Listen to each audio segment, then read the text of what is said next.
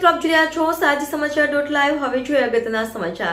ખેરગામ વિસ્તારમાં ગુસ્સી ટોકના ગુનાના માથે ભારે ઈસમ નિઝામ નૂર મોહમ્મદ શેખે ગેરકાયદેસર 4 જેટલા પાકા મકાનો બનાવ્યા હતા। આ ગેરકાયદેસર બાંધકામો ઉપર નવસારી જિલ્લા પોલીસનો બંદોબસ્ત રાખી ખેરગામ ગ્રામ પંચાયત દ્વારા બુલડોઝર ફેરવી ડિમોલિશનની કાર્યવાહી હાથ ધરવામાં આવી હતી।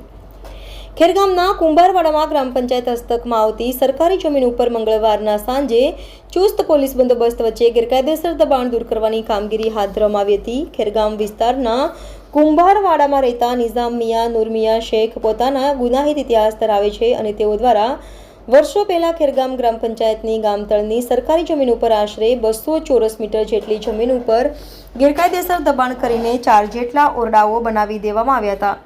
આ ગેરકાયદેસર દબાણ અંગે ખેરગામ ગ્રામ પંચાયત દ્વારા તેઓને 3 જેટલી નોટિસ આપવામાં આવી હતી, જેમાં તારીખ 3/2/2025ના રોજ સૌપ્રથમ નોટિસ આપવામાં આવી હતી। ત્યારબાદ તારીખ 20/2/2025ના રોજ બીજી નોટિસ તેમજ 11/3/2025ના રોજ ત્રીજી નોટિસ આપવામાં આવી હતી, પરંતુ નિઝામ મિયા શેખ દ્વારા પંચાયત દ્વારા આપેલ નોટિસનો કોઈ પણ જવાબ રૂબરૂ હાજર રહીને આપ્યો ન હતો। તેમજ આ સરકારી મિલકત હોવાથી તેઓ દ્વારા કરવામાં આવેલ દબાણ કેમ ખુલ્લું ન કરવું તે સંબંધના હેતુલક્ષી લેખિત કે મૌખિક પુરાવા રજૂ કરવા ગ્રામ પંચાયત કચેરીમાં હાજર થવા માટે જણાવ્યું હતું, પરંતુ આ માથાભારે ઈસમ ગ્રામ પંચાયતની નોટિસને નાગણકારી ગ્રામ પંચાયત કચેરીએ રૂબરૂ હાજર રહ્યા ન હતા, જે થકી ગ્રામ પંચાયત દ્વારા આ સરકારી જમીન ઉપર દબાણ દૂર કરવા માટે નવસારી પોલીસના બંદોબસ્તની માંગણી કરવામાં આવી હતી।